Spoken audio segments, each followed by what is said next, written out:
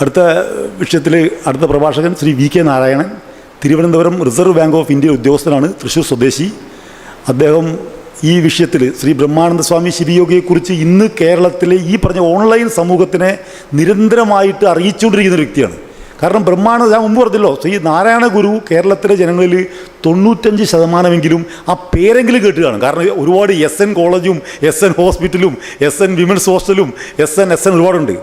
അതേസമയം ശ്രീ ബ്രഹ്മാനന്ദ സ്വാമി ശിവയോഗി അങ്ങനെ സ്ഥാപനങ്ങളില്ല. ആലത്തൂരിലും കൊല്ലംകോട്ടും 2-3 സ്ഥാപനങ്ങൾ മാത്രമേ ഉള്ളൂ. അദ്ദേഹത്തിനുണ്ട് സ്കൂളും കോളേജൊക്കെ. പക്ഷേ അദ്ദേഹത്തിന് ഇന്ന് കേരളത്തെ ജനങ്ങളെ അറിയിക്കാൻ തക്കുന്ന എനിക്ക് തോന്നുന്നു, എൻ്റെ അറിവിൽ ഏറ്റവും കൂടുതൽ ബ്രഹ്മാനന്ദ സ്വാമിയുടെ ആശയങ്ങൾ പ്രചരിപ്പിക്കുന്ന വ്യക്തി ശ്രീ നാരായണൻ തന്നെയാണ്. അദ്ദേഹം തിരുവനന്തപുരത്തുകാരനാണ്. എനിക്ക് മടിയായിരുന്നു തിരുവനന്തപുരത്തിന് ആളെ ഇങ്ങോട്ട് വിളിക്കാൻ. കാരണം നമ്മൾ വലിയ ടി ഒന്നും കൊടുക്കില്ലല്ലോ. അപ്പോൾ അദ്ദേഹം വരുമോ എന്നറിയില്ല. അപ്പോൾ ഞാൻ ചോദിച്ചു, സാർ ഞങ്ങൾ ചെറിയ സംഘടനയാണ്, സാമ്പത്തികമൊന്നുമില്ല, ആരും നേരിട്ട് കാണാത്തതുകൊണ്ട് പൈസ പിരിക്കാനും വഴിയില്ല, എല്ലാവരും കമ്പ്യൂട്ടറും ഇരിക്കുന്ന ആളുകളാണ്. ആൾ പറഞ്ഞു കുഴപ്പമില്ല, ഞാൻ വരാമെന്ന് പറഞ്ഞു. അങ്ങനെ വന്നിരിക്കുന്നത്. അടുത്തായി ശ്രീ കൊല്ലംകോട്ട് കാരാട്ട് ഗോവിന്ദ മേനോൻ എന്ന പേരിൽ അറിയപ്പെട്ട് സ്കൂൾ അധ്യാപകനായി ജീവിച്ച് അവസാനം ബ്രഹ്മാനന്ദ ശിവയോഗി എന്ന പേരിൽ അറിയപ്പെടുകയും ശ്രീനാരായണ ഗുരുവിൻ്റെ സമകാലീനനാണ്. അദ്ദേഹം ജനിച്ചതും മരിച്ചതൊക്കെ ഏറെക്കുറെ സമമാണ്. നാരായണ ഗുരു അദ്ദേഹത്തെക്കാളും കുറച്ച് മുമ്പ് മരിക്കുകയും ചെയ്തത്. ബ്രഹ്മാനന്ദ സ്വാമി ശിവയോഗി, അദ്ദേഹത്തെക്കുറിച്ച് സംസാരിക്കാൻ ശ്രീ വി കെ നാരായണൻ ക്ഷണിക്കും. ബഹുമാനപ്പെട്ട അധ്യക്ഷൻ Sabu Philip sir, doctor Dharmaraj Adat, എൻ്റെ പ്രിയ സുഹൃത്തുക്കളെ, എൻ്റെ പേര് നാരായണൻ എന്നാണ്. ഞാൻ തൃശ്ശൂർ ജില്ലയിലാണ്, ചേലക്കര എന്ന സ്ഥലത്താണ് എൻ്റെ നാട്. 32 വർഷമായിട്ട് തിരുവനന്തപുരത്ത് ഒരു ബാങ്ക് ഉദ്യോഗസ്ഥനായിട്ട് ജീവിച്ചു വരികയാണ്. 1994 മനോരമ പത്രത്തിൽ ശ്രീ പവനൻ എഴുതിയ ഗാത്രം തന്നെ ക്ഷേത്രം എന്നൊരു ലേഖനം വായിച്ചതിന് ശേഷം, അതായത് 21 വർഷം മുമ്പ്, അന്നു മുതലാണ് ഞാൻ ബ്രഹ്മാനന്ദ സ്വാമി ശിവയോഗിയുടെ പുസ്തകങ്ങൾ വരുത്തി വായിക്കുകയും അദ്ദേഹത്തിൻ്റെ ആശയങ്ങൾ ഉൾക്കൊണ്ട് ചെറിയ ഇതുപോലെയുള്ള ചെറിയ സഭകൾ കൂട്ടി ജനങ്ങളെ ആശയങ്ങളുമായി പരിചയപ്പെടുത്താൻ ശ്രമിച്ചു വരികയും ചെയ്തുകൊണ്ടിരിക്കുന്നത്. ഞാനിവിടെ ഇന്നത്തെ വിഷയം എന്ന് പറയുന്നത് നവോത്ഥാനം മതാധിഷ്ഠിതമോ മതനിരപേക്ഷമോ ഏത് കൂടെയാണ് സാധ്യമാക്കാൻ സാധിക്കുക, ഇതാണ് നമ്മുടെ വിഷയം. നാരായണ ഗുരു പ്രവർത്തിച്ചത് മതാധിഷ്ഠിതമായി തന്നെയാണ്, മതനിരപേക്ഷമായിട്ടല്ല. എന്നാൽ ശിവയോഗി പ്രവർത്തിച്ചത് മതനിരപേക്ഷമായിട്ടാണ്. ഇതാണ് ഇവർ തമ്മിലുള്ള മെയിനായിട്ടുള്ള വ്യത്യാസം. ഞാൻ ആദ്യം ശിവയോഗിയുടെ ചരിത്രം, അദ്ദേഹത്തിന് ജനിച്ച സ്ഥലം, അദ്ദേഹം പഠിച്ചത്, അതെല്ലാം കുറച്ച് വിവരിക്കാം. അതിനുശേഷം അദ്ദേഹത്തിൻ്റെ ആശയങ്ങളെപ്പറ്റി വിവരിക്കാം. അതിനുശേഷം നാരായണ ഗുരുവും അദ്ദേഹവും തമ്മിലുള്ള വൈജാത്യങ്ങളെപ്പറ്റി പറയാം. അത് പറയുന്നത് ഒരാളെ ഇകഴ്ത്താനോ ഒരാളെ പുകഴ്ത്താനോ വേണ്ടിയിട്ടല്ല. ആശയപരമായ ഒരു യുദ്ധമാണ് നമുക്ക് ആവശ്യം. ആശയ സംഘടന എപ്പോഴും വേണം. അതിനുവേണ്ടിയാണ് അവരുടെ ചിന്തകളെ നമ്മൾ വിലയിരുത്തുകയാണ്. അല്ലാതെ ഇന്നയാൾ മോശം, ഇന്നയാൾ ഉയർന്നത്, അങ്ങനെ ഒരിക്കലും പറയുന്നതില്ല. അതിനുശേഷം ശിവയോഗിയെപ്പറ്റി നമുക്ക് മുമ്പേ പറഞ്ഞവരെന്തെല്ലാം പറഞ്ഞു എന്നുള്ളൊരു കാര്യം കൂടെ നിങ്ങളുടെ ശ്രദ്ധയിൽ പെടുത്താം. ഇത്രയാണ് ഞാൻ ഇന്നത്തെ പ്രസംഗം കൊണ്ട് ഉദ്ദേശിക്കുന്നത്. എനിക്ക് പ്രസംഗിച്ചൊന്നും അധികം ശീലമില്ല. ഞാൻ വിഷയം അവതരിപ്പിക്കാം. ഞാൻ പ്രസംഗം കലയായി കൊണ്ടു നടക്കുന്ന ആളല്ല. വിഷയം അവതരിപ്പിക്കാം. ചർച്ചയ്ക്ക് എന്നെക്കൊണ്ടാവുന്നത്രയും നിങ്ങളുമായി സഹകരിച്ച് നമുക്കൊരു ചിന്തയിലേക്ക് കടക്കാൻ ഉത്സാഹിക്കാം.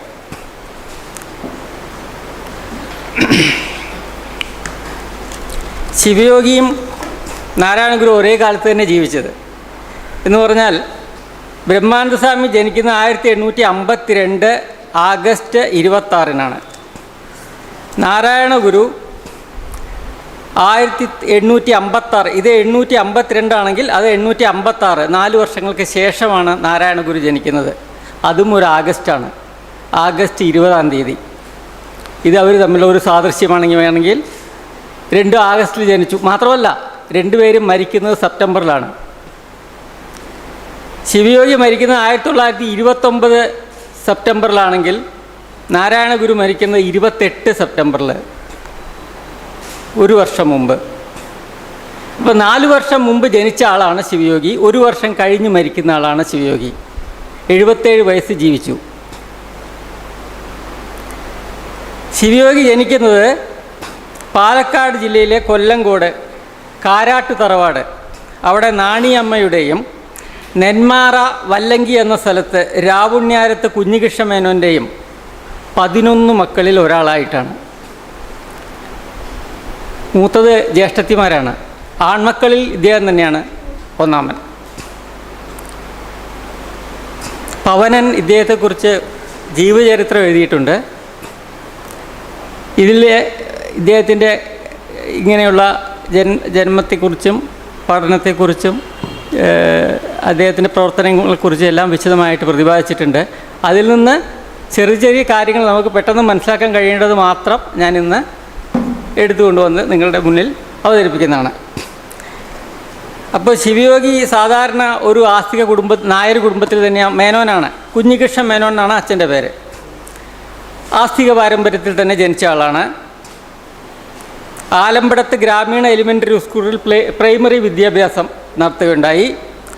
ആലമ്പള്ളി പത്മനാഭ ശാസ്ത്രികൾ, കൂടല്ലൂർ ശാസ്ത്രികൾ ഇവരുടെ കീഴിൽ അന്നൊക്കെ സംസ്കൃത വിദ്യാഭ്യാസമാണ് പഠനം എന്ന് പറഞ്ഞാലുള്ളത്. പ്രൈമറി വിദ്യാഭ്യാസം കഴിഞ്ഞാൽ പിന്നെ സംസ്കൃതം പഠിക്കുക, ഇതേ ഉള്ളൂ. അപ്പോൾ ഈ ശാസ്ത്രികൾ ഇവരൊക്കെ തമിഴ് ബ്രാഹ്മണന്മാരാണ്. ഇവരുടെ കീഴിലാണ് വിദ്യാഭ്യാസം, പ്രാഥമിക വിദ്യാഭ്യാസം കഴിഞ്ഞ് സംസ്കൃത വിദ്യാഭ്യാസം. അതിനുശേഷം ഇദ്ദേഹത്തെ എറണാകുളത്ത് കൊണ്ടുവന്ന് middle school, English school English പഠിക്കാനായിട്ട്. അന്നൊന്നും അവിടെ ഒന്നും ഇംഗ്ലീഷ് പഠനമില്ല. അപ്പോൾ എറണാകുളത്ത് താമസിച്ച് പഠിച്ചു കുറേ വർഷങ്ങൾ ചെറുപ്പകാലത്ത്. എറണാകുളത്ത് വെച്ചിട്ടാണ് ഇദ്ദേഹത്തിന് പലതരം ആളുകളായിട്ട് ഇടപഴകുക. ഇവിടെ ജൂതന്മാരുണ്ട്, ക്രിസ്ത്യൻസിൻ്റെ, മുസ്ലിംസിൻ്റെ, എല്ലാ ജാതി മതക്കാരും ഉണ്ട്. ഇവരൊക്കെ ആയിട്ട് ഇടപഴകാനും ഈ ആരാധനയെക്കുറിച്ചൊക്കെ സംശയങ്ങൾ മനസ്സിൽ ജനിക്കാനും. ഇദ്ദേഹം കണ്ടിട്ടുള്ളത് ഭുവനേശ്വരി പൂജയും മറ്റേതും സരസ്വതി പൂജയും ഇതൊക്കെയാണ് അവരുടെ തറവാടുകളിൽ കണ്ടിട്ടുള്ളത്. അപ്പോൾ ഇതൊക്കെ ഇവിടെ വന്നിട്ട് കാര്യങ്ങളൊക്കെ മനസ്സിലാക്കിയതിന് ശേഷം ഇദ്ദേഹം നാട്ടിൽ പോയിട്ട് ഇതൊക്കെ ചോദ്യം ചെയ്യാൻ തുടങ്ങി. ഈ ഭുവനേശ്വരി പൂജ എന്നും പറഞ്ഞിട്ടൊന്ന് നായർ തറവാടുകൾ നടത്താറുണ്ടെന്ന് പറയുന്നു.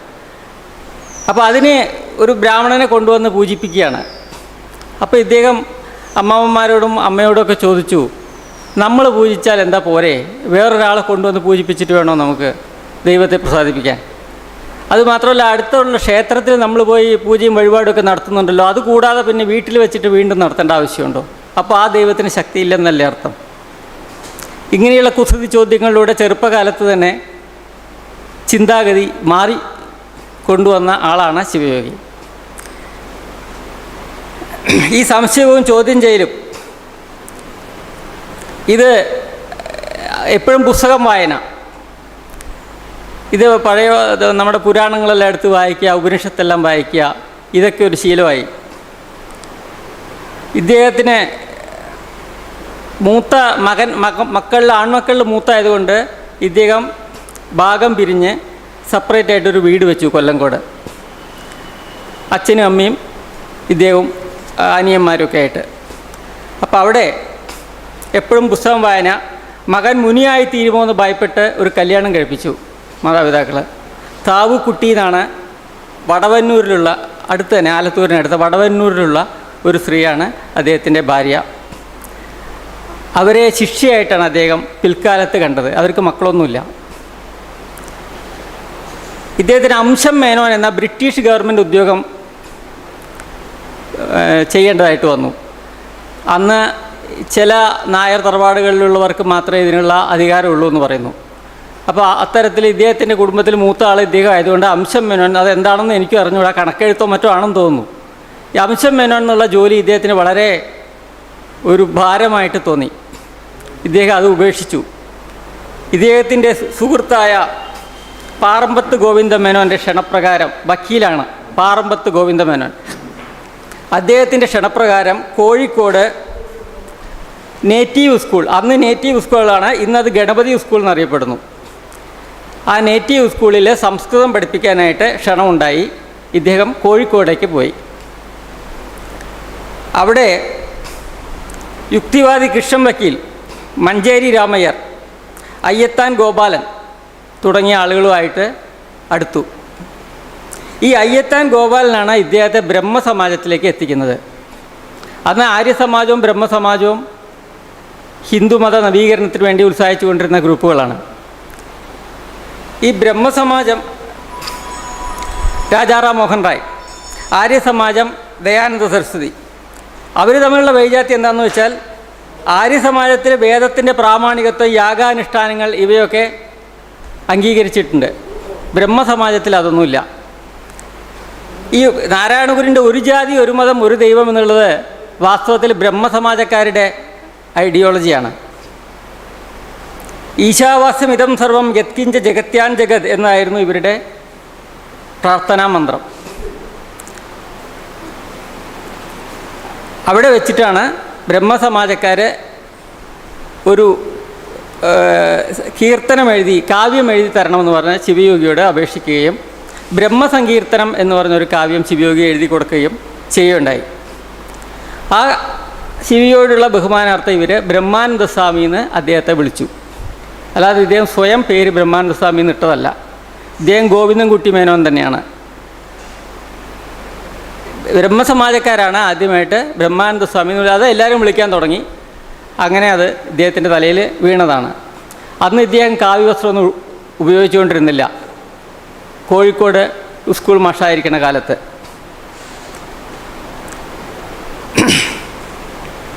അപ്പു നെടുങ്ങാടി നിങ്ങൾ കേട്ടിട്ടുണ്ടാവും. അപ്പു നെടുങ്ങാടി കുന്തലതയുടെ കർത്താവാണ്. കേരളത്തിലെ ആദ്യത്തെ നോവലായ കുന്തലതയുടെ കർത്താവായ അപ്പു നെടുങ്ങാടി നെടുങ്ങാടി ബാങ്കിൻ്റെ സ്ഥാപകനും കൂടിയാണ്. ഇപ്പോൾ നെടുങ്ങാടി ബാങ്ക് ഇല്ല. ഈ അപ്പു നെടുങ്ങാടിയുടെ ഉറ്റ സുഹൃത്തായിരുന്നു ബ്രഹ്മാനന്ദ സ്വാമി ശിവയോഗി.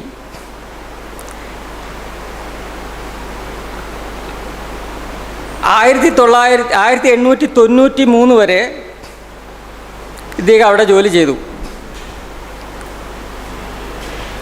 99 വരെ 1899 വരെ ഇദ്ദേഹം അവിടെ ജോലി ചെയ്തു. 899 അതായത് 19-ാം നൂറ്റാണ്ടിൻ്റെ അവസാനം ആലത്തൂർ മിഡിൽ സ്കൂളിൽ ജോലി ലഭിക്കുകയും ആലത്തൂർ വന്നിട്ട് താമസമാക്കുകയും ചെയ്തു. കോഴിക്കോടിൽ നിന്ന് ആലത്തൂർ വന്ന് താമസമാക്കുകയും ചെയ്തു. അത് അദ്ദേഹത്തിൻ്റെ ആധ്യാത്മിക ജീവിതത്തിൽ കുറച്ചുകൂടി സഹായമായി. കാരണം ടൗണിലുള്ളതിനെക്കാട്ടിലും കൂടുതൽ പുസ്തകങ്ങൾ വായിക്കാനും ചിന്തിക്കാനും ആളുകളുമായിട്ട് ഇത്തരം ആധ്യാത്മിക വിഷയങ്ങൾ ചർച്ച ചെയ്യാനും എല്ലാം പറ്റിയ സ്ഥലം ആലത്തൂർ തന്നെയായിരുന്നു. 1893 ആദ്യ കൃതിയായ ശിവയോഗ രഹസ്യം പബ്ലിഷാവുന്നത്. ശിവയോഗ രഹസ്യം എന്ന് പറയുന്നത് ഇദ്ദേഹത്തിൻ്റെ 41-ാം വയസ്സിലാണ്.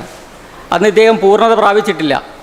ശിവയോഗ രഹസ്യം എന്ന് പറഞ്ഞ പുസ്തകത്തിൽ ദൈവങ്ങളെ സ്തുതിക്കുക, സുബ്രഹ്മണ്യൻ, പാർവതി, ശിവൻ മുതലായവരെ സ്തുതിക്കുക എന്ന് പറഞ്ഞാൽ ആൾരൂപത്തിലല്ലെങ്കിലും ഒരു യോഗപരമായ രീതിയിലാണ് ശിവയോഗ രഹസ്യം ഇറങ്ങിയത്. 1899 ശ്രീവിദ്യാഭൂഷണി എന്ന് പറഞ്ഞ പുസ്തകം ഇറങ്ങുന്നത്. അന്ന് സ്ത്രീ സ്വാതന്ത്ര്യത്തിന് വേണ്ടി ശബ്ദമുയർത്തുന്നവരായിട്ട് ആരും ഇല്ലായിരുന്നു. വേണമെങ്കിൽ പറയാം, ശിവയോഗിയാണ് സ്ത്രീ സ്വാതന്ത്ര്യത്തെക്കുറിച്ച് ആദ്യമായി ഒരു പുസ്തകം എഴുതിയ ആൾ കേരളത്തിൽ. സ്ത്രീകളെ വിദ്യയഭ്യസിക്കുകിൽ പോകും തന്നെ പാതിവൃത്യമെന്ന് ലോകത്തിൽ ചിലർ വാദിച്ചു കൊള്ളുന്നു, മൂഢപക്ഷമാണതെന്നേ പറയേണ്ടു. ശ്രീവിദ്യാഭൂഷണിയിലെ വരികളാണ്. 19-ാം നൂറ്റാണ്ടിലെ ഈ കൃതി യാഥാസ്ഥികരെ വിറളി പിടിപ്പിച്ചു എന്നാണ് പവൻ സാർ എഴുതിയിരിക്കുന്നത്. അതിനുശേഷം 1899 മുതൽ ആലത്തൂർ സ്ഥിരതാമസമായി വാനൂരിൽ സിദ്ധാശ്രമം പണിതു. അവിടെ വെച്ചിട്ടാണ് മോക്ഷപ്രദീപം എഴുതുന്നത്. 1905 മോക്ഷപ്രദീപം ഒരു ചിന്താവിപ്ലവം തന്നെയായിരുന്നു. 905 പ്രസിദ്ധീകരിച്ചെങ്കിലും ഇത് കുറച്ചുകൂടെ മുമ്പ് എഴുതിയിരിക്കാം എന്നാണ് ചരിത്രകാരന്മാർ പറയുന്നത്. കാരണം പ്രസിദ്ധീകരിക്കാനുള്ള പണമില്ലാത്തതുകൊണ്ട് അത് സംഘടിപ്പിക്കാനായിട്ട് 2-3 വർഷം താമസിച്ചിട്ടുണ്ട്. ഏകദേശം ഇതിനോടൊപ്പം തന്നെയാണ് സിദ്ധാനുഭൂതിയും ഇറങ്ങിയിരിക്കുന്നത്. സിദ്ധാനുഭൂതി എന്ന് പറഞ്ഞിട്ടൊരു പദ്യകൃതിയാണ്. അത് 1903 ഇറങ്ങിയിരിക്കുന്നത്. അപ്പോൾ മോക്ഷപ്രദീപമാണ് ശിവയോഗിയുടെ ആസ്തികപരമായ അവസാനത്തെ പുസ്തകം എന്ന് പറയാം. മോക്ഷപ്രദീപം ഇരുകൂട്ടർക്കും രസിക്കാവുന്ന വിധത്തിലാണ് എഴുതിയിരിക്കുന്നത്. അതൊരു അദ്വൈതി വായിച്ചാലും ഒരു ഈശ്വരവിശ്വാസി വായിച്ചാലും ഒരു യുക്തിവാദി വായിച്ചാലും ഒരേപോലെ ഇഷ്ടപ്പെടുന്ന ഒരു പുസ്തകമാണ് മോക്ഷപ്രദീപം. അതിനുശേഷം ആനന്ദ കൽപ്പദ്രുമം 1906 എഴുതി. ആനന്ദസൂത്രം 1910 എഴുതി. അപ്പോഴേക്കൊക്കെ ചിന്തകൾ കുറേയും കൂടെ പുരോഗമിച്ചു. 1914 രാജയോഗ പരസ്യം, 16 ആനന്ദവിമാനം. ഈ ആനന്ദവിമാനം എന്നുള്ള പുസ്തകം ആക്ഷേപ സമാധാനത്തിൻ്റെ രീതിയിലാണ്. ഇദ്ദേഹത്തിനെ പലരും വിമർശിക്കുക, അതിന് ഇദ്ദേഹം മറുപടി പറയുക. ആ രീതിയിലാണ് ആനന്ദവിമാനം എന്നുള്ള പുസ്തകം എഴുതിയിരിക്കുന്നത്. 1919 ആനന്ദ മതപരസ്യം. 1924 ആലത്തൂരിൽ സിദ്ധാശ്രമം സ്ഥാപിക്കുന്നത്. ആദ്യം സ്ഥാപിച്ചത് വാനൂരിലായിരുന്നു. വാനൂർ ആലത്തൂരിന് കുറച്ച് അപ്പുറമായിരുന്നു. അവിടെ നിന്ന് ആലത്തൂരിൽ വന്ന് 1924 അവിടെ വെച്ചിട്ടാണ് പ്രശസ്തങ്ങളായ 2 കൃതികൾ വീണ്ടും ഉത്ഭവിക്കുന്നത്. ആനന്ദാദർശം 1927. ഇതാണ് യുക്തിവാദികൾ വായിച്ചിരിക്കേണ്ട പുസ്തകം. 1927 ആനന്ദാദർശം എന്ന്. അദ്ദേഹത്തിന് വയസ്സപ്പോൾ 75. ഒരാളുടെ ചിന്തകൾ പുരോഗമിക്കുന്നത് അവസാന കാലത്തായിരിക്കും നേച്ചുറലായിട്ട്. ചെറുപ്പം മുതലേ നമ്മൾ ചിന്തിച്ച് ആദ്യമേ എല്ലാവരും ജനിച്ച് വീഴുന്നത് യുക്തിവാദിയായിട്ടല്ലല്ലോ. നമ്മൾ ജനിച്ച് വീഴുന്നത് ആസ്തികന്മാരുടെ വീട്ടിൻ്റെ ഉള്ളിലാണ്. അവിടെ നമ്മൾ വളർന്നു വലുതായ ചിന്തകൾ വിപുലമാകുമ്പോഴാണ് അത് പ്രായമാവുന്നതോറും കൂടി വരും. അത് നാരായണ ഗുരുവിലും കാണാം, ശിവയോഗിയിലും കാണാം, ശങ്കരാചാര്യരിലും കാണാം, എല്ലാവരിലും കാണുന്നൊരു വിശേഷമാണ്. അപ്പോൾ 1929 മരിക്കുന്നത്. 27 ആനന്ദാദർശവും 28 അവസാന പുസ്തകമായ ആനന്ദാദർശാംശം എന്ന് പറഞ്ഞാൽ അതിൻ്റെ ചെറിയ ആനന്ദാദർശത്തിൽ പറഞ്ഞ പുസ്തകത്തിൽ പറഞ്ഞ ചെറിയ അതിൻ്റെ പോയിൻറ്റ്സ് മാത്രം എടുത്തിട്ട് എഴുതിയ പുസ്തകമാണ് അംശം. അതിൻ്റെ ഒരു അംശം. മെയിൻ പുസ്തകം എന്ന് പറയുന്നത് ആനന്ദാദർശം തന്നെയാണ്.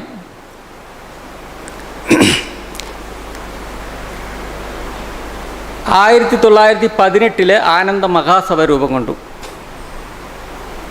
കണ്ണൂർ, കല്യാശ്ശേരി, ഷൊർണൂർ, തിരുവാഴിയോട്, കൊച്ചിയിലെ ഗോശ്രീ, പെരിങ്ങോട്ടുകര, ഇഞ്ചിമുടി, മറവഞ്ചേരി, തിരുവിതാംകൂറിൽ കോട്ടയം, മംഗലമോദറ തുടങ്ങി സിലോണിൽ, കൊളംബിലും യോഗശാലകൾ രൂപം കൊണ്ടു. ശിവയോഗിയുടെ ആദർശത്തിൽ ആകൃഷ്ടരായ ജനങ്ങൾ യോഗശാല എന്ന് പറഞ്ഞാൽ എന്താണ്? യോഗ ചിത്തവൃത്തി നിരോധ.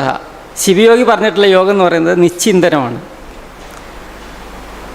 ഈ മതങ്ങളെല്ലാം അദ്ദേഹം നിഷേധിച്ചത് എന്തിനു വേണ്ടിയിട്ടാണ്? യോഗത്തെ സ്ഥാപിക്കാൻ. യോഗം എന്ന് പറഞ്ഞാൽ അലയുന്ന മനസ്സിനെ ഒതുക്കാൻ പഠിക്കുക. എല്ലാ മതങ്ങളുടെയും സാരം ഇതൊക്കെ തന്നെയാണ്. പക്ഷേ അത് വേറിട്ട് പോയി പല ആചാരങ്ങളും അനുഷ്ഠാനങ്ങളും അന്ധവിശ്വാസങ്ങളായിട്ട് മാറുകയാണ് ചെയ്തിട്ടുള്ളത്. അപ്പോൾ ശിവയോഗി ഇതിനെ ഒന്ന് എടുത്ത് പുറത്തിട്ടു. രത്നാകരം എന്ന് പറയും സമുദ്രത്തിൽ. അങ്ങനെ പേര് വരാൻ കാരണം അതിലെവിടെയോ രത്നം ഉണ്ടെന്ന് പറഞ്ഞിട്ടാണ്. പക്ഷേ മുങ്ങിത്തപ്പിയാലൊന്നും കാണില്ല. അതുപോലെ മതങ്ങളിൽ അവിടെ എവിടെയായിട്ട് ചിതറിക്കിടക്കുന്ന ഈ യോഗാംശത്തെ അടുത്ത് ജനങ്ങളുടെ മുമ്പിൽ ഇട്ട് കൊടുത്ത ആളാണ് ബ്രഹ്മാനന്ദ സ്വാമി ശിവയോഗി. ഏറ്റുമാനൂർ, ചേർത്തല, ആറ്റിങ്ങൽ, തിരുവനന്തപുരം മുതലായ സ്ഥലങ്ങളിൽ ആനന്ദ സമാജങ്ങൾ രൂപം കൊണ്ടു. യോഗശാല, ആനന്ദ സമാജം, ഈ ആനന്ദ സമാജങ്ങളെല്ലാം ചേർന്നതാണ് ആനന്ദ മഹാസഭ. ആശയങ്ങൾക്ക് കൂടുതൽ പ്രചാരം കിട്ടിയത് കണ്ണൂരിലായിരുന്നു. കണ്ണൂരിൽ ആനന്ദ ചന്ദ്രോദയ യോഗശാല ഇപ്പോഴും ഉണ്ട്. അഴീക്കോട് യോഗശാലയുണ്ട്. 1910 ശിവയോഗി കോഴിക്കോട് ടൗൺ ഹാളിൽ നടത്തിയ പ്രസംഗമാണ് വാഗ്ബടാനന്ദനെ മുഖ്യ ശിഷ്യനായി ആകർഷിക്കാൻ കാരണമായത്. വാഗ്ബടാനന്ദൻ VK ഗുരുക്കൾ എന്നറിയപ്പെട്ടിരുന്ന അദ്ദേഹം ശിവയോഗിയുടെ ശിഷ്യനാണ്.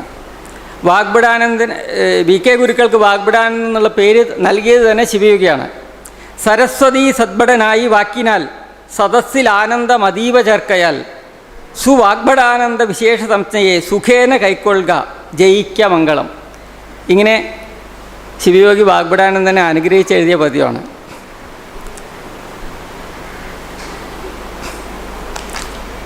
ഇതാണ് 1929 സെപ്റ്റംബർ 10 അദ്ദേഹം ആലത്തൂർ വെച്ചിട്ട് ആശ്രമത്തിൽ വെച്ചിട്ടാണ് സമാധി കൊള്ളുന്നത്. ഇപ്പം നാരായണ ഗുരുവിൻ്റെ ദൈവദശകം, ഞാൻ ഇവരുടെ വൈജാത്യങ്ങളെ പറ്റി പറയാൻ പോവാണ്. ദൈവദശകം 1914 ഷഷ്ടിപൂർത്തിയുടെ സമയത്താണ് നാരായണ ഗുരു എഴുതിയിട്ടുള്ളത്. 60 വയസ്സ്.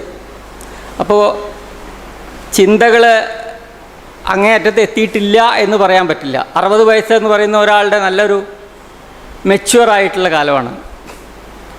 ദൈവമേ കാത്തുകൊള്ളുകങ്ങ് കൈവിടാതിങ്ങു ഞങ്ങളെ, നാവികൻ നീ ഭവാബ്ദിക്കൊരാവികൻ തോണി നിൻപദം.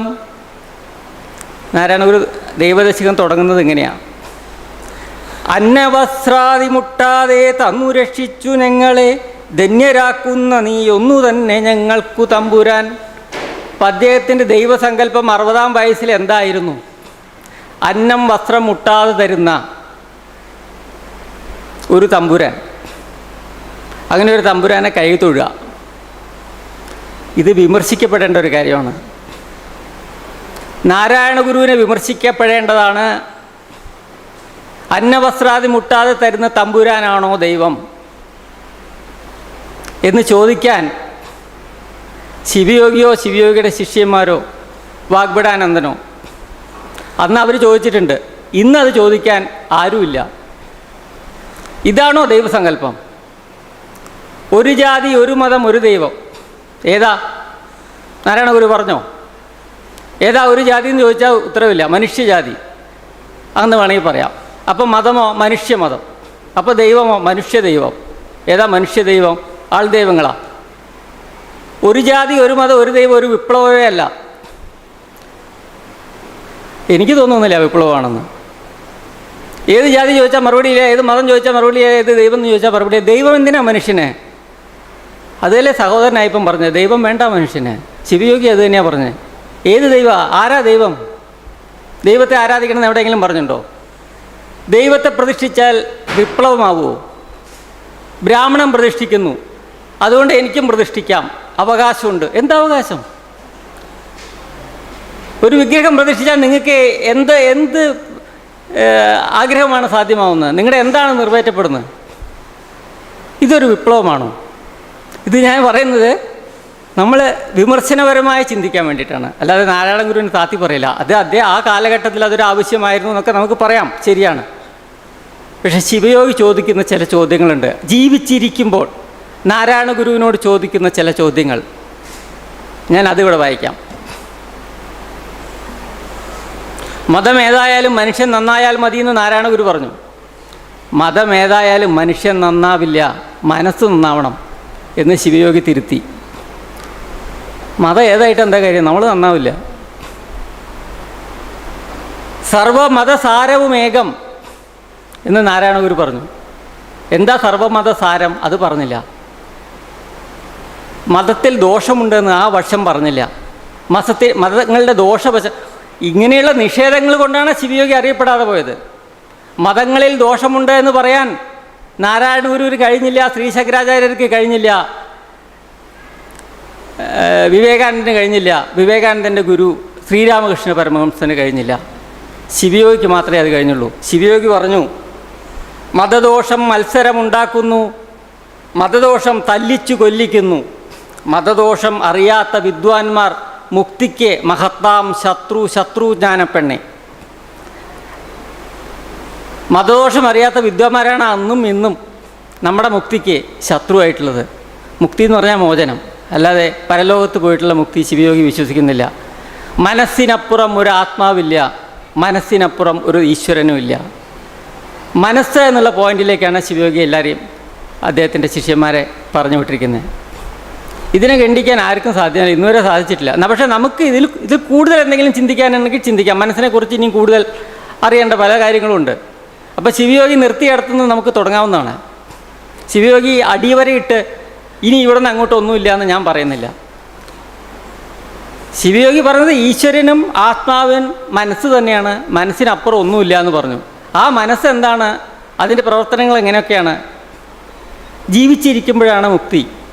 മുക്തി എന്ന് പറഞ്ഞാൽ വേർവിടൽ എന്നാണ് അർത്ഥം. ഏതിൽ നിന്നുള്ള വേർവിടൽ? ദുഃഖത്തിൽ നിന്നുള്ള വേർവിടൽ. മനുഷ്യൻ പല കാരണങ്ങളാലും ദുഃഖിക്കുന്നവനാണ്. അതിൽ നിന്നൊരു വേർവിടൽ, മുക്തി ഉണ്ടാവാൻ എല്ലാവരും ആഗ്രഹിക്കുന്നു. ഇത് ജീവിച്ചിരിക്കുമ്പോഴാണ് വേണ്ടത്, മരിച്ചിട്ടല്ല. മനസ്സെന്ന് പറയുന്നത് തലച്ചോറിലാണ്. ഇത് മരിച്ചു കഴിഞ്ഞാൽ പിന്നെ മനസ്സ് ജീവിക്കുന്നില്ല. ആത്മാവെന്ന് പറഞ്ഞിട്ടൊന്നുമില്ല. ശ്രീശങ്കരൻ്റെ അദ്വൈതത്തെ ബ്രഹ്മാനന്ദ സ്വാമി എതിർക്കുന്നു. സാറ് പ്രസംഗിക്കുകയുണ്ടായി ശ്രീശങ്കരൻ്റെ അദ്വൈതവുമായിട്ട് ചില വൈജാത്യങ്ങൾ നാരായണ ഗുരുവിനുണ്ടെന്ന്. എന്നാൽ എതിർത്തിട്ടില്ല. ഇന്നലെ ഞാൻ കാലടി അദ്വൈതാശ്രമത്തിൽ പോയി. ഉള്ളിൽ പോയില്ല, ആ വഴിയെ പോയി. അപ്പം മതിലിൽ എഴുതി വച്ചിരിക്കണു നാരായണ ഗുരുവിൻ്റെ വചനങ്ങൾ. പുനർജന്മം ഇല്ലെന്ന് പറയുന്നത് യുക്തിക്കും അനുഭവത്തിനും യോജിക്കുന്നതല്ല. നമുക്കാർക്കെങ്കിലും പറയാൻ പറ്റുമോ? എന്താ യുക്തി? പുനർജന്മത്തിന് എന്താ യുക്തി? പുനർജന്മം ഉള്ളതായിട്ട് ആർക്കാ അനുഭവം? എനിക്കറിയില്ല. നാരായണ ഗുരുവിൻ്റെ വചനമാണ്. ശിവയോഗി പറഞ്ഞു പുനർജന്മമൊന്നുമില്ല, ഇപ്പോൾ ഉള്ളതേ ഉള്ളൂ. പുനർജന്മം ഉള്ളത് ഉണ്ടെന്ന് പറയുന്നതാണോ ഇല്ല എന്ന് പറയുന്നതാണോ യുക്തി? നാരായണ ഗുരു പറയുന്നത് പുനർജന്മം ഇല്ല എന്ന് പറയാൻ യുക്തിയില്ല എന്ന്. ശിവയോഗി പറയുന്നു പുനർജന്മം ഉണ്ടെന്ന് പറയാൻ യാതൊരു യുക്തിയില്ല, ആർക്കോട്ട് അനുഭവമില്ല. ഇതാണ് ഇവരുടെ തമ്മിലുള്ള പല വൈജാത്യങ്ങളിലൊന്ന്. വിഗ്രഹപ്രതിഷ്ഠയൊക്കെ പോട്ടെ, അതൊക്കെ ഇരിക്കട്ടെ, അത് വരുന്നു. ഇപ്പോൾ പുനർജന്മം ഉണ്ടെന്ന് നാരായണ ഗുരു വിശ്വസിക്കുന്നു. ഇത് അദ്വൈതത്തിൽ നിന്ന് കിട്ടിയ ഒരു അവാർഡാണ്, ഒരു സമ്മാനമാണ്. അദ്വൈതം എന്ന് പറയുന്നത് ഈശ്വരനെ നിഷേധിക്കുന്നില്ല. ഈശ്വരാനുഗ്രഹ ദേവപുംസാം അദ്വൈത വാസന എന്നാണ് അവധൂത ഗീതയിൽ പറഞ്ഞിരിക്കുന്നത്. അദ്വൈതത്തിൽ ഒരാൾക്ക് വാസന ഉണ്ടാവണമെങ്കിൽ ആദ്യം ഈശ്വരവിശ്വാസം വേണം, ഈശ്വരാനുഗ്രഹം വേണം എന്നുള്ളതാണ് വേദാന്തം പറയുന്നത്. അപ്പോൾ പോയില്ലേ കാര്യം? ഈശ്വരവിശ്വാസം ഇല്ലാത്തവർക്ക് യുക്തിവാദിക്ക് അദ്വൈതം പഠിക്കാൻ അവകാശമില്ല. അപ്പോൾ അദ്വൈതം, നാരായണ ഗുരു അദ്വൈതത്തിൽ വിശ്വസിച്ച ആളാണ്, ഈശ്വരവിശ്വാസിയാണ്. എല്ലാവരും വീട്ടിൽ ആരാധനിക്കണം എന്ന് പറഞ്ഞിട്ട് അദ്വൈതാശ്രമത്തിൻ്റെ ചെമ്മരിൽ ഇന്നലെ ഞാൻ കണ്ടു. എല്ലാവരും വീട്ടിൽ ദൈവത്തെ ആരാധിക്കണം. ഏത് ദൈവത്തെയാണ് എനിക്കറിയില്ല. ഞാൻ ആരാധിക്കുന്ന ദൈവത്തെയാണോ നിങ്ങൾ ആരാധിക്കുന്നത്? എന്താ ദൈവം? നാരായണ ഗുരുവിൻ്റെ വചനങ്ങൾ അവിടെ എഴുതി വച്ചിരിക്കുന്നതാണ്. ഇങ്ങനെയുള്ള സകലവിധ ആരാധനാ സമ്പ്രദായങ്ങളെ എതിർത്ത ആളാണ് ബ്രഹ്മാനന്ദ സ്വാമി ശിവയോഗി. ഗീത നിഷ്കാമകർമ്മത്തെ അരുളിയിരിക്കുന്നുവെന്നോർത്തു നിങ്ങൾ ചേതോ മോഹത്തിനെ പൂണ്ടഹഹ സുഖകരം രാജയോഗം വെടിഞ്ഞാൽ സ്ഫീതാനന്ദം ലഭിക്ക പെരുവഴി അതിലായി അർജുനൻ ചെത്ത പോലെ പാദം നേരിട്ടു ചാകും വിടുക ഹേ ഈ കർമ്മകാണ്ഡ ഭ്രമത്തെ. ഇത് ഉപായക്കാരെ കൊണ്ട് പറയാൻ പറ്റുമോ? ഗീതയും കൊണ്ട് തലയിലേറ്റി നടക്കുന്നുണ്ടല്ലോ ഇവിടെ സ്വാമിമാർ. ഗീത കോളേജ്, ഗീത സ്കൂൾ എന്നൊക്കെ പറഞ്ഞിട്ട്. എന്താണ് ഗീത? ഞാൻ സന്ദീപാനന്ദയ്ക്ക് എഴുതി. ഇപ്പോൾ ഉള്ളതിൽ സന്ദീപാനന്ദയാണ് കുറച്ച് മോഡേൺ ആയിട്ട് ചിന്തിക്കുന്ന ആളെന്ന് എന്നാണ് വെപ്പ്. ഞാൻ അദ്ദേഹത്തിന് ഇമെയിൽ അയച്ചു. ഗീത നിഷ്കാമകർമ്മത്തെ അരുളിയിരിക്കുന്നു എന്ന് പറഞ്ഞ് നമ്മൾ അർജുനൻ എന്ത് ഉണ്ടായത്? അവസാനം അർജുനൻ പെരുവഴിയിൽ വീണ് മരിക്കേണ്ടായത്. ഗീത മുഴുവൻ കേട്ട ആളാ, ശ്രീകൃഷ്ണനിൽ നിന്ന് നേരിട്ട് കേട്ട ആളാ അർജുനൻ. നമ്മളെപ്പോലെയല്ല. അർജുനൻ്റെ സഹോദരിയുടെ ഭർത്താവാണ് ശ്രീകൃഷ്ണൻ. അങ്ങനെ ബന്ധുക്കളുമാണ്, ശിഷ്യനുമാണ്, രഥം തെളിക്കുന്ന ആളുമാണ്. ഇങ്ങനെയെല്ലാമുള്ള അർജുനൻ ശ്രീകൃഷ്ണനിൽ നിന്ന് നേരിട്ട് ഗീത കേട്ടിട്ട് അവസാനം എന്തുണ്ടായി? പെരുവഴിയിൽ വീണ് മരിച്ചു. ഇങ്ങനെയുള്ള ഗീത കൊണ്ട് നമുക്കെന്താ ഉപയോഗം സ്വാമി എന്ന് ചോദിച്ചിട്ട് ഞാൻ സന്ദീപാനന്ദയ്ക്ക് എഴുതി. അദ്ദേഹം എവിടെയും തൊടാതെ ഒരു മറുപടി ഇമെയിലിൽ. അത് അന്ന് ഗീത അർജുനന് ഉപകരിച്ചില്ല എന്ന് പറഞ്ഞിട്ട് നമുക്ക് ഉപകരിച്ച് കൂടാന്നില്ല എന്നും പറഞ്ഞിട്ടൊരു മറുപടി അയച്ചു. ഇതിനാണ് ഗീത സ്കൂള്, ഗീത കോളേജ്. പിന്നെ ഭൂമാനന്ദ സ്വാമി കുറച്ച് മോഡേണായിട്ട് പറയുന്ന ആളാണ്.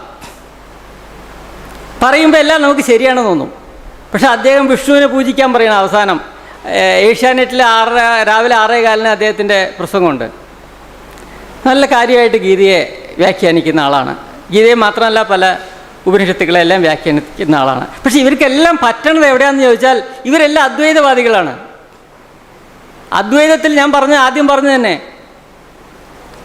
ഈശ്വരാനുഗ്രഹ ദേവപുംസാം അദ്വൈതവാസന എന്നുള്ളതാണ് അവധൂത ഗീതയിൽ പറഞ്ഞു വെച്ചിരിക്കുന്നത്. ഈശ്വരാനുഗ്രഹം ഇല്ലാത്തവന് അദ്വൈതം വശാവില്ല. അപ്പോൾ ഈശ്വരാനുഗ്രഹം വേണം. അങ്ങനെ വിശ്വസിച്ചവരാണ്. പൂർവന്മാരെ വിശ്വസിക്കുക, പൂർവന്മാർ പറഞ്ഞതിനെ ഖണ്ഡിക്കാതിരിക്കുക. ഇതാണ് സ്വാമിമാർക്ക് പറ്റിയ പറ്റ്. ഗീതയെ കൊണ്ട് നടക്കുന്നവരെ ഇതൊക്കെ വായിക്കണം. ബ്രഹ്മാനന്ദ സ്വാമി ഗീതയ്ക്ക് വേണ്ടി മോക്ഷപുരത്തിൽ ഒരു അധ്യായം തന്നെ നീക്കി വെച്ചിട്ടുണ്ട്. യോഗപരമായി ഗീതയെ വ്യാഖ്യാനിക്കുന്ന ഒരു ചാപ്റ്റർ. ഇതിലെന്താ പറയുന്നത്? പിതാമഹസ്യ ജഗതോ മാതാ ദാതാ പിതാമഹ. ഞാൻ ഈ ലോകത്തിൻ്റെ പിതാവും മാതാവും പിതാമഹനുമാണെന്ന് ശ്രീകൃഷ്ണൻ പറയുന്നു. എന്നിട്ടാണോ ഇവിടെ ഈ കഷ്ടപ്പാടും ബുദ്ധിമുട്ടും ജനങ്ങൾക്ക്? വെള്ളപ്പൊക്കം, വരൾച്ച, ദുരിതങ്ങൾ. സമൂഹം സർവഭൂതേഷു രമേ ദ്വേഷോസി ന പ്രിയ. ഞാൻ എല്ലാവരിലും ഒരുപോലെയാണ്, സമനാണ്. എനിക്ക് ദ്വേഷന്മാരും പ്രിയന്മാരും ഇല്ല എന്നാണ് ഗീതയിൽ ശ്രീകൃഷ്ണൻ പറഞ്ഞിരിക്കുന്നത്. ഇങ്ങനെ പറഞ്ഞ ആൾ അടുത്ത ചാപ്റ്ററിൽ പറയുന്നു, ഇഷ്ടോസി മേ ദൃഢമസി തതോ വക്ഷ്യാമി ദേഹിതം. നീ എനിക്ക് പ്രിയപ്പെട്ടവനാണ് അർജുന, അതുകൊണ്ട് ഞാൻ നിനക്കിതാ ഉപദേശിക്കാം. അപ്പം ആദ്യം പറഞ്ഞതിന് വിരുദ്ധമല്ലേ ഇത്? എനിക്ക് എല്ലാവരും സമന്മാരാണെന്ന് പറഞ്ഞിട്ട് നീ എനിക്ക് ഇഷ്ടനാണ്, അതുകൊണ്ട് ഞാൻ നിനക്ക് ഉപദേശിക്കാമെന്ന്. ഇങ്ങനെ ഗീതയെടുത്ത് നമുക്ക് വേണമെങ്കിൽ ഗീതയ്ക്ക് തന്നെയായിട്ടൊരു ക്ലാസ് വയ്ക്കാം. ഗീതയിൽ അപ്പടി വൈരുദ്ധ്യങ്ങളാണ്. ഈ ഗീതയാണ് ഭൂമാനന്ദ സ്വാമിയും സന്ദീപാനന്ദിയും തലയിലേറ്റ് നടക്കുന്നത് എന്ന് മാത്രമല്ല, എല്ലാവരും ഗീത പറഞ്ഞു കഴിഞ്ഞാൽ അവൾ എല്ലാം ആയിക്കഴിഞ്ഞു എന്നാണ് വിചാരം. സാരം ഗീതയിലുണ്ട്, അതല്പം നിസ്സാരമാണധികവും. ശിവയോഗി പറഞ്ഞതാ. അവിടെ പോയി മാർക്ക്. താനഹം ദുഷത ക്രൂരാൻ സംസാരേഷു നരാധമാൻ ക്ഷിപാമ്യ ജസ്രമശുഭാനാം ആസുരേഷ്വയോനിഷു. ഞാൻ ക്രൂരന്മാരെയും അധമന്മാരെയും അസുരയോനിയിൽ തള്ളിയിടുന്നു. ശ്രീകൃഷ്ണൻ പറയാ ഗീതയിൽ, അസുരയോനിയിൽ തള്ളിയിട ക്രൂരന്മാരെയും നരാധമന്മാരെയും. എന്തിനാ? നല്ല യോനിയിൽ കൊടുത്ത് ഉദ്ധരിച്ചൂടെ? ശിവയോഗി ചോദിക്കുന്ന, ഞാൻ ചോദിക്കുന്നതല്ല. ഉദ്ധരിക്കാന്നല്ലേ ഉദ്ദേശം. നിങ്ങളാണെങ്കിൽ, ശ്രീകൃഷ്ണനാണെങ്കിൽ സർവശക്തനുമാണ്, ദൈവമാണെന്നാണ് പറയുന്നത്. അങ്ങനെ ഒരു ദൈവത്തിന് ഇയാളെ അസുരയോനിയിൽ തള്ളിയിട്ട് വീണ്ടും വീണ്ടും കഷ്ടപ്പെടുത്തി വീണ്ടും വീണ്ടും ദുഷ്ടതരം ചെയ്യാൻ വേണ്ടി കാത്തിരിക്കണോ? ഉദ്ധരിച്ച് നന്നാക്കിക്കൂടെ? ഇതൊരു ചോദ്യമാണ്. ഇങ്ങനെ ശിവയോഗി ഗീതയിലെ അടിമുതൽ മുടിവരെ നിഷേധിച്ച ആളാണ്. നമുക്ക് വൈജാത്യങ്ങളിലേക്ക് കിടക്കാം. നാരായണ ഗുരുവും ശിവയോഗിയും തമ്മിലുള്ള വൈജാത്യങ്ങളിലേക്ക് കിടക്കാം.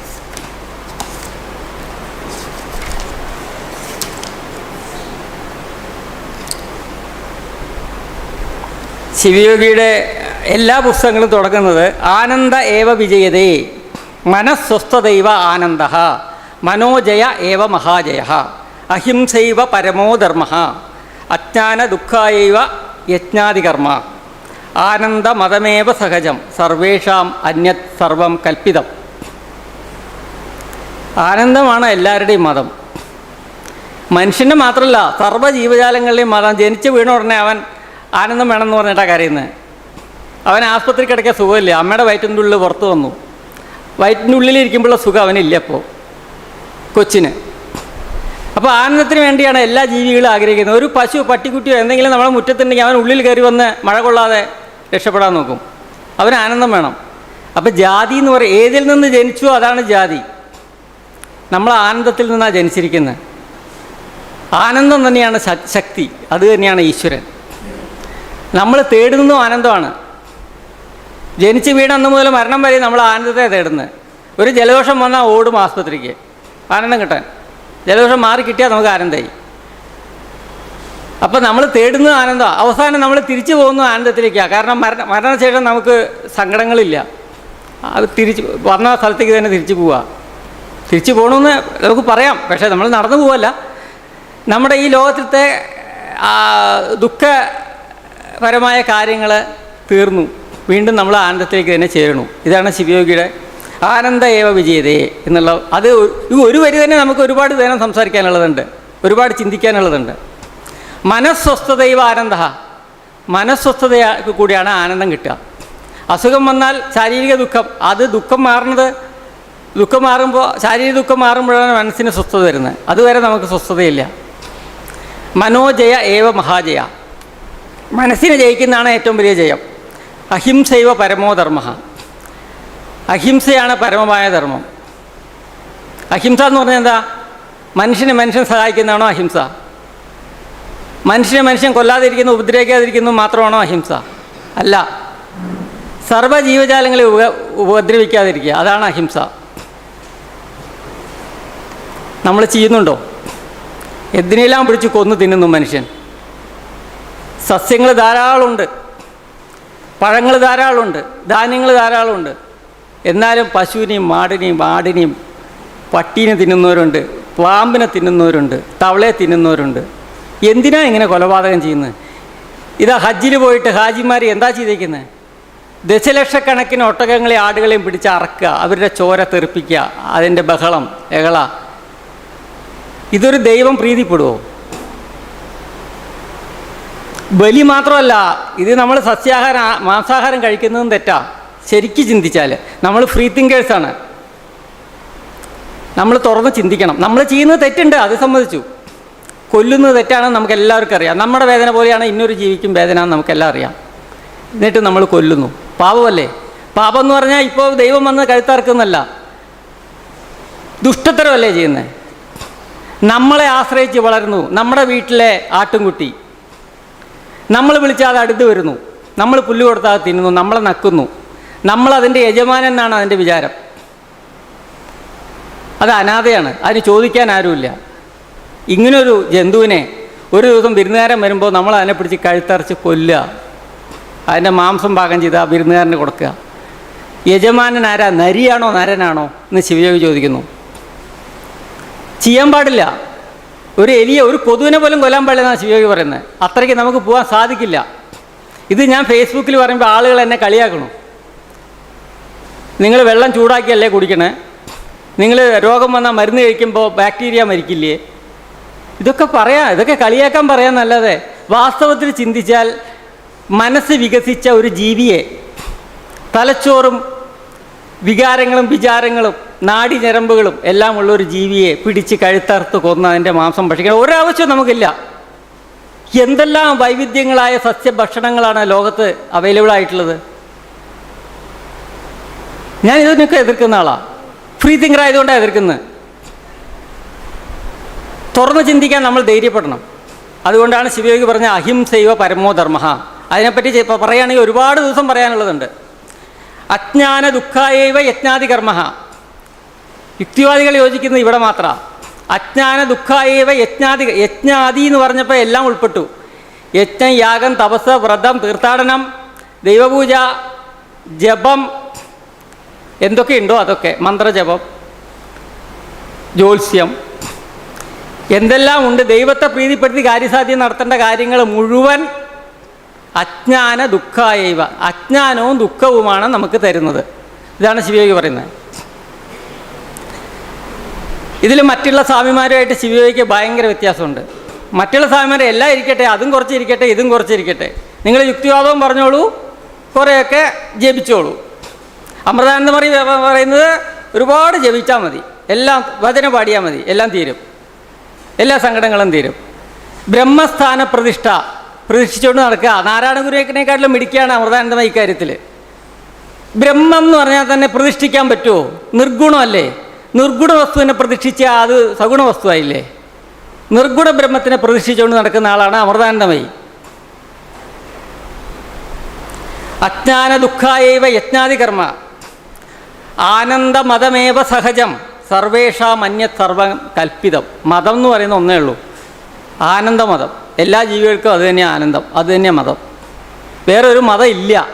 ഒരു ജാതി, ഒരു മതം, ഒരു ദൈവം എന്ന് പറഞ്ഞ കാര്യമില്ല. അങ്ങനെ ഒരു മതം ഇല്ല. ഏതാണെന്ന് നാരായണ ഗുരു പറയുന്നുമില്ല.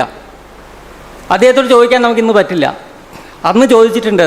അന്ന് ചോദിച്ചിട്ട് അദ്ദേഹത്തിന് കിട്ടിയ മറുപടിയൊക്കെ ശിവയോഗി തന്നെ രേഖപ്പെടുത്തി വെച്ചിട്ടുണ്ട്.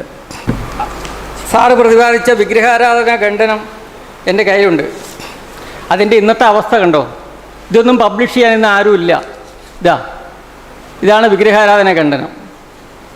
പക്ഷേ ഞങ്ങളിത് കുറേ കൂട്ടുകാരെല്ലാം കൂടെ ശ്രേയസ്.in എന്ന് പറഞ്ഞ ഓൺലൈനാക്കി സകല പുസ്തകങ്ങളും കയറ്റിയിട്ടുണ്ട്. ഒരിക്കലും ഡിജിറ്റലിൽ നിന്ന് അത് മാഞ്ഞു പോവില്ല. ഈ പുസ്തകങ്ങളൊക്കെ കുറച്ച് കഴിഞ്ഞാൽ ഇല്ലാതാവും. കാരണം ഇതിപ്പോൾ പ്രിൻ്റ് ചെയ്യാൻ ആരുമില്ല. ഞാനിപ്പോൾ ആനന്ദാദർശം പ്രിൻ്റ് ചെയ്യാൻ യുക്തിവാദ സംഘമായിട്ട് ബന്ധപ്പെട്ട് ആ വർക്ക് നടന്നുകൊണ്ടിരിക്കുകയാണ്. ധനുവച്ചവരും സുകുമാരനും ഞാനും കൂടെ ആനന്ദാദർശം എന്ന് പറഞ്ഞ ശിവയോഗിയുടെ അവസാനം എഴുതിയ പുസ്തകം പബ്ലിഷ് ചെയ്യാൻ പോവുകയാണ്. ഒരു ആശ്രമം, അത് സ്ഥാപിച്ച ആളിൻ്റെ പുസ്തകം പബ്ലിഷ് ചെയ്യാൻ വൈമുഖ്യം കാണിക്കുകയാണെങ്കിൽ അതിനോട് അനുഭവമുള്ള ആർക്ക് വേണമെങ്കിൽ പബ്ലിഷ് ചെയ്യാം. 50 വർഷത്തിന് ശേഷം ആ ഗ്രന്ഥകാരൻ മരിച്ച 50 വർഷത്തിന് ശേഷം അത് ആർക്ക് വേണമെങ്കിലും പബ്ലിഷ് ചെയ്യാമെന്ന് പറഞ്ഞ ഒരു നിയമമുണ്ടെന്ന് കേട്ടു. ആ നിയമത്തിൻ്റെ പിൻബലത്തോടെ ഞങ്ങൾ അത് പബ്ലിഷ് ചെയ്യാൻ വേണ്ടി ശ്രമിച്ചുകൊണ്ടിരിക്കുകയാണ്. അല്ലെങ്കിൽ ഇതൊന്നും ഇനി കിട്ടില്ല, ഭാവി തലമുറയ്ക്ക് ഇതൊന്നും കാണാൻ പറ്റില്ല. അപ്പോൾ ഇതിൽ ഖണ്ഡനത്തിലെ പേജ് 63 ശിവയോഗി പറയുന്നു, വിശേഷിച്ച് ഈയിടയിൽ ചില ബിംബപ്രതിഷ്ഠാകർത്താക്കന്മാർ തങ്ങൾ ജ്ഞാനികളാണെന്നും കർമ്മികളുടെ നിർബന്ധത്താൽ ക്ഷേത്രം കെട്ടിച്ച് പ്രതിഷ്ഠിക്കുന്നതാണെന്നും പറഞ്ഞു തുടങ്ങിയിരിക്കുന്നു. ആരെയാ ഉദ്ദേശിച്ചത്?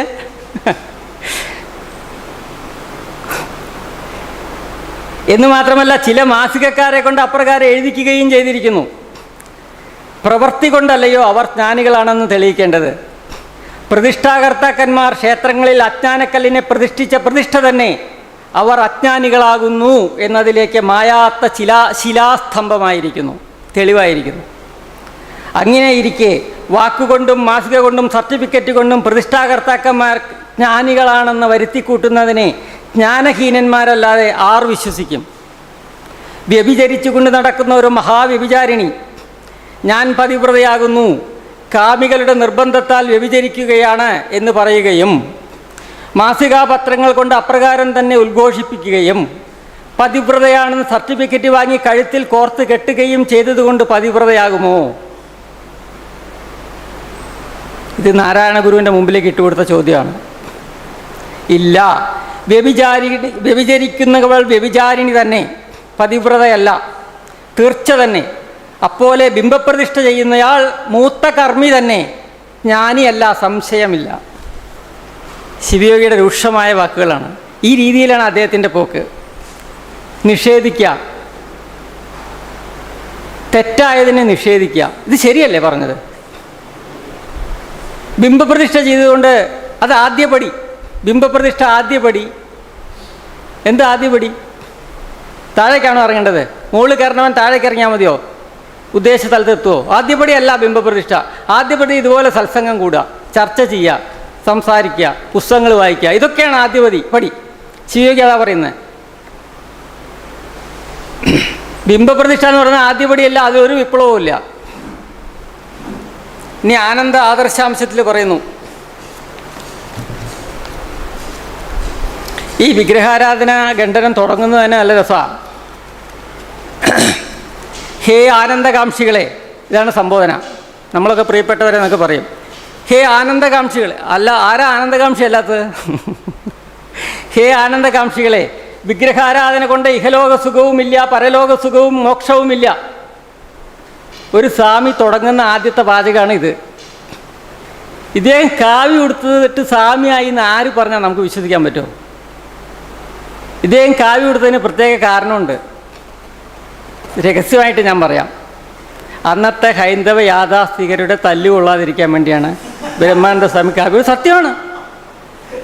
വേഷപ്രയോജന ഖണ്ഡനം എന്ന് പറഞ്ഞിട്ട് മോക്ഷപ്രയോജനത്തിൽ ഒരു ചാപ്റ്ററുണ്ട്, വേഷപ്രയോജന ഖണ്ഡനം.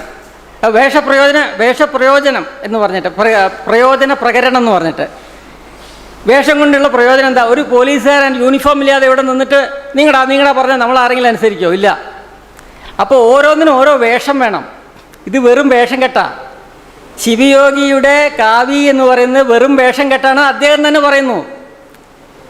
വേഷപ്രയോജന പ്രകരണം എന്ന് പറഞ്ഞ മോക്ഷപ്രദീപത്തിലെ അദ്ദേഹത്തിൽ യൂണിഫോം ആണെന്ന് പറയുന്നു. ഇങ്ങനെ ഒരു യൂണിഫോം ഇല്ലാതെ എനിക്ക് എൻ്റെ ചിന്തകളെ ഇവിടെ പ്രചരിപ്പിക്കാൻ സാധ്യമല്ല. ഞാൻ ഇന്ന് കാവ്യ കൊടുത്തുകൊണ്ട് വരണമെന്ന് കുറച്ച് ആലോചിച്ചു. അതെ, സത്യം.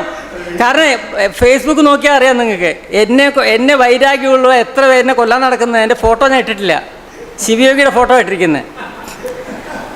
അപ്പോൾ ഇവിടെ അങ്ങനത്തെ വല്ല പ്രശ്നങ്ങളും ഉണ്ടാവുമെന്ന് ഞാൻ ചോദിച്ചിട്ടുണ്ടേ, അതൊന്നും ഉണ്ടാവില്ല എന്ന് പറഞ്ഞു. ഹേ ആനന്ദകാംക്ഷികളെ, വിഗ്രഹാരാധന കൊണ്ട് ഇഹലോക സുഖവുമില്ല, പരലോക സുഖവുമില്ല, മോക്ഷവുമില്ല.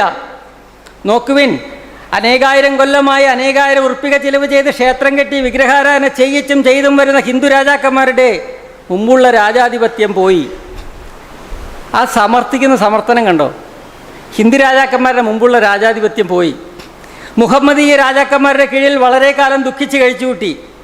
ഇപ്പോൾ ആംഗ്ലേയ ചക്രവർത്തിയുടെ കീഴിലാകുന്നു. 1914 പറയണത്, എപ്പോൾ പറയണതല്ല. ബ്രാഹ്മണർ, അതായത് ചക്രവർത്തിമാരുടെ കാര്യം, ബ്രാഹ്മണർ ബിംബാരാധനയെ വിട്ടും കൊണ്ട് ഇംഗ്ലീഷ് പഠിച്ച് പാസ്സായി വക്കീല്, മുനിസിപ്പൽ, സബ് ജഡ്ജി, ഹൈക്കോടതി ജഡ്ജി എന്നിങ്ങനെ ഓരോ അധികാരം ഭരിച്ച് കൃഷി ചെയ്തിട്ടും കച്ചവടം ചെയ്തിട്ടും മറ്റു പല വ്യാപാരങ്ങൾ ചെയ്തിട്ടും പണവും പൂജ്യതയും സമ്പാദിച്ചു തുടങ്ങി. ബ്രാഹ്മണരിലാണ് ഇന്ന് അധികവും ഉദ്യോഗസ്ഥന്മാർ. നായന്മാരിലും മറ്റു ജാതികളിലും ഇത്ര ഉദ്യോഗസ്ഥന്മാരില്ല. വിഗ്രഹാരാധന കൊണ്ട് സമ്പൽ പുഷ്ടി ഉണ്ടാകുമെങ്കിൽ ബ്രാഹ്മണർ അത് വിട്ട് നാനാ വ്യാപാരങ്ങൾക്ക് പോകയില്ല. സമർത്ഥനം കണ്ടോ? വിഗ്രഹാരാധന കൊണ്ട് സമ്പൽ പുഷ്ടി ഉണ്ടാവുമെങ്കിൽ ബ്രാഹ്മണർ ആ വിഗ്രഹാരാധന വിട്ട് മറ്റു ചില വ്യാപാരങ്ങൾക്ക് പോവില്ല. വിഗ്രഹാരാധന കൊണ്ട് ഐശ്വര്യപുഷ്ടി ഉണ്ടാകുമെങ്കിൽ നമ്മുടെ രാജാക്കന്മാരുടെ ചക്രവർത്തി സ്ഥാനം പോകയില്ല. ചില രാജവംശം ധനഹീനതയെ പ്രാപിക്കുകയുമില്ല. വിഗ്രഹാരാധന കൊണ്ട് രോഗശാന്തിയും ഉണ്ടാകില്ല. ഉണ്ടാകുമെങ്കിൽ ബ്രാഹ്മണരും രാജാക്കന്മാരും ഡോക്ടർ, ദർശൻ, നാട്ടുവൈദ്യൻ എന്നിവരെ കൊണ്ടുവന്ന് ചികിത്സിക്കുകയില്ല. ഇത് യുക്തിവാദികളൊക്കെ ഇതൊക്കെ പറയേണ്ടതാ. യുക്തിരേഖയിലൊന്നും പോരാ. വിഗ്രഹാരാധന കൊണ്ട് സന്താന സമൃദ്ധി ഉണ്ടാകില്ല.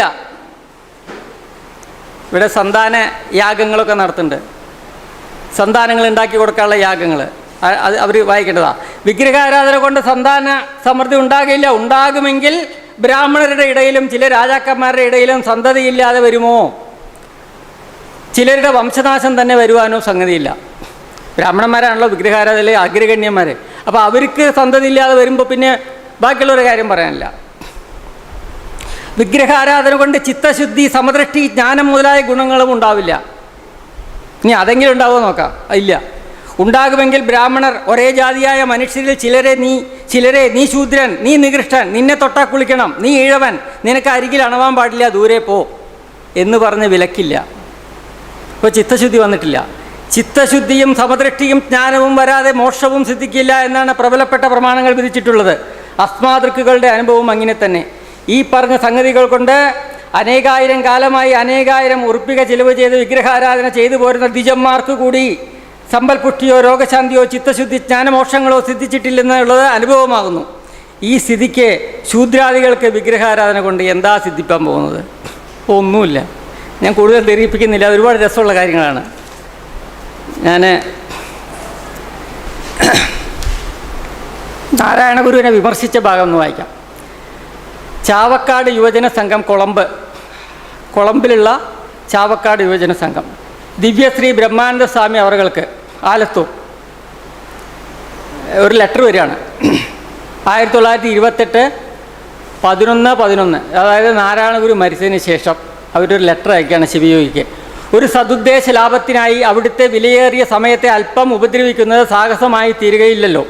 ഈ കഴിഞ്ഞ ആഗസ്റ്റ് മാസം 20-ാം തീയതി വ്യാഴാഴ്ച വർക്കല വെച്ച് സമാധി അടഞ്ഞ ബ്രഹ്മശ്രീ നാരായണ ഗുരുസ്വാമികളുടെ ചരമത്തെ പ്രമാണിച്ച് കേരളത്തിലെ സുപ്രസിദ്ധ സാഹിത്യകാരന്മാരുടെ സഹായ സഹകരണത്താൽ ഒരു പുസ്തകം പുറത്തിറക്കുവാൻ പരിശ്രമിച്ചു വരുന്നു. അതിനാൽ സ്വാമി തൃപ്പാദങ്ങളുടെ ആദർശ മഹാത്മ്യത്തെ പുലർത്താവുന്ന ഒരു ചെറു പദ്യകൃതി അയച്ചു തന്ന ഞങ്ങളെ സഹായിപ്പാൻ സവിനയം അപേക്ഷിച്ചു കൊള്ളുന്നു.